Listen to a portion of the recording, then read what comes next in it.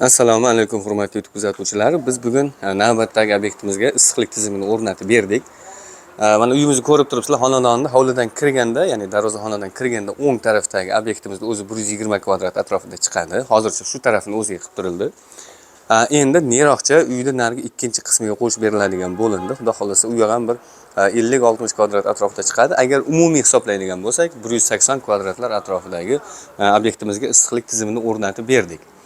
Xo'sh, bu yerda jami bo'lib 6 ta radiator o'rnagan. Ozgina qo'shimchalar qilib ketganmiz. Hozir bularni ham ko'rsatib o'tamiz. Xonadon ixchamgina, shinamgina, chiroylikgina xonadon ekan. Mana bu yerda biz 22 talik Vayland kotyoldan qo'yib berdik. Bu yerlarda ham gaz yaxshi, o'shaning hisobiga Vayland kotyolni 22 taligidan qo'yib berdik. Yoniga mobodo ertaga baribir qanaqa holat bo'ladi bilmaymiz. Gaz bo'lmay qolgan paytda vaqtincha ishlatib turgani mana o'sha tokda ishlaydigan kotyoldan ham qo'yib berib ketdik. Endi постоянно mana bu narsani ishlatsak, o'zini ishlatsak qanaqa bo'ladi degan savollar ham bo'lishi mumkin. Endi biz постоянно mana bu tokda ishlaydigan kotyolni ishlatishni tavsiya qilmaymiz. Sababi bu haligi tokni ko'p rasxod qiladi. Siz постоянно bundan ishlatadigan bo'lsangiz, oylik o'sha masalan rasxodi ancha ko'payib ketadi. Undan ko'ra mana gazda ishlaydigan kotyol ancha arzonga tushadi. Hozir mana o'sha utepleniyasi yaxshi bo'lmagan joylarda ham oyiga shu bir 700 ming bilan 800 ming atrofida chiqyapti. Bu taxminan shu 150 kvadrat atrofidagi obyektlarda. Lekin undan kattaroq bo'lsa ko'proq, kichikroq bo'lsa undan kamroq ketishi aniq. Lekin hozircha mana biz o'zimiz ham ishlatyapmiz. Turbo rejimini hali yoqqanimiz yo'q. Hozircha gaz yaxshiligini hisobiga oyiga bir 400 ming shunaqa atrofida rasxod qilyapti. Aqlli kotyol shu 150 kvadratli obyektga.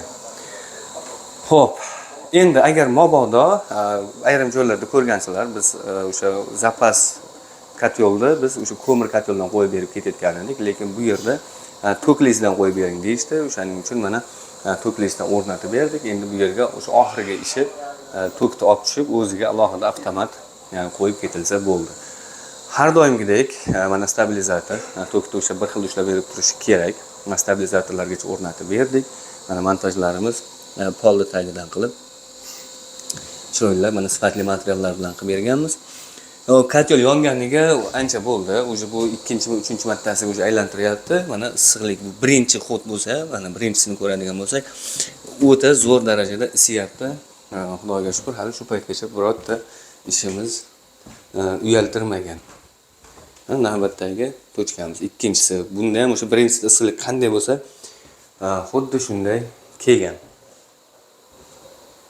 Mana navbatdagi xonalarimizga o'rnatib bergan radiatorlarimizni ham ko'rishlaring mumkin. Bular ham polni tagidan qilib chiroyli o'rnatib berilgan. Bu yoqda yana o'sha navbatdagi xonamiz. Xonadonimizning birinchi qismi, ya'ni ikki qismga bo'lib oladigan bo'lsak, darvozaxonadan kirganda bunisi mana o'ng tarafdagi birinchi qismi deb oladigan bo'lsak, bu yoqqa hozircha o'sha o'rnatdik. 6 ta radiator o'rnandi jami bo'lib. Usta haqqi, ikkita kotyoli hammasi bo'lib turib, usta haqqi, materiallar, kotyollar hammasi bo'lib turib 24 millionga tushibdi. Mana shu 120 kvadratli obyektimizga 6 ta radiator o'rnagan, ikkita o'sha tokda ishlaydigan va gazda ishlaydigan kotyollari bilan birga. Bu yog'ini mana endi xudo xolasa sal nariroqcha qilib beramiz. Mana shunaqa xizmatlar kerak bo'lsa, ya'ni isitish tizimi bo'yicha aloqaga chiqarasizlar. Biz xudo xolasa hozircha vodiy bo'ylab xizmat ko'rsatib berish imkoniyatiga egamiz.